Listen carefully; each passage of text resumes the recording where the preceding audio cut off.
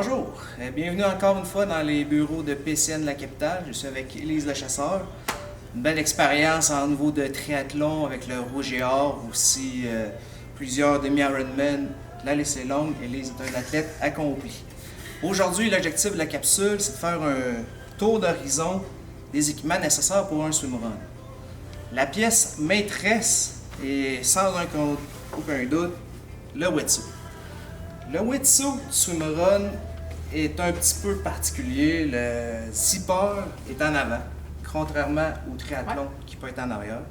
Mais vous pouvez quand même utiliser votre wetsuit de triathlon. L'avantage d'un zipper en avant, c'est au point de vue de la chaleur.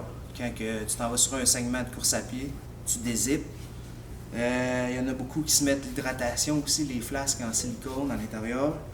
Il y a aussi le fameux sifflet obligatoire pour en cas de vous avez besoin de secours, les bateaux, toutes les personnes à la plage peuvent vous entendre, la lampe de détresse. Ensuite de ça, les palettes de natation, bien sûr, très important. On nage avec des chaussures, fait qu'on conseille fortement d'avoir des palettes pour vous donner une certaine vitesse. C'est sûr que ça demande un peu plus de puissance au niveau des épaules, mais le fait de nager avec des chaussures, c'est bon de donner de la puissance aux mains. Ce qui vous aide en plus, c'est le port du pull boy que vous insérez entre les deux jambes comme ça. Vous serrez pour nager.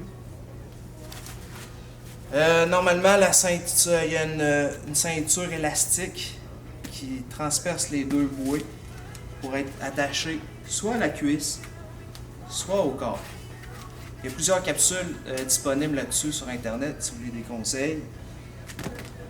Comme accessoire, la ceinture de triathlon, on ajuste aussi, c'est quoi le terme de ça? C'est des mousquetons pour être capable d'attacher la palette pendant des longs segments de course à pied. Il y a aussi, dans le swimrun, la course avec un partenaire, en équipe de deux. Il est permis de s'attacher avec une laisse entre les deux partenaires parce qu'il y a un règlement que les deux partenaires doivent rester en 10 mètres. La laisse permet d'avoir un partenaire avec la natation plus expérimenté qu'on met en avant, moins expérimenté en arrière. Le nageur expérimenté, c'est comme toute nage en eau libre, il faut être capable de s'orienter. Fait que le nageur en avant, son rôle clé, c'est vraiment d'enligner la bouée qui donne le segment de nage et donner une bonne cadence pour le nageur en arrière. Le nageur en arrière, tout ce qu'il peut suivre, c'est la laisse qui arrive au niveau de son visage. Garder la laisse tendue. Si la laisse est lousse, on peut croiser les mains, les palettes dans la laisse. Petit conseil comme ça. Oui. Sinon, le nageur expérimenté en premier, c'est sûr que ça aide. Dans les autres accessoires, il y a le casque de bain, bien sûr, fourni Par les événements. par les événements. OK. Quand l'événement peut avoir des eaux un peu plus froides, on peut mettre double casque de bain. Un petit double. Bien sûr, la lunette. Là, il y a une panoplie vite teintée, non teintée. Ça va un peu avec la personne. Ouais. Puis est-ce qu'on peut nager sans lunettes, sans lunettes? Oui. Parfait.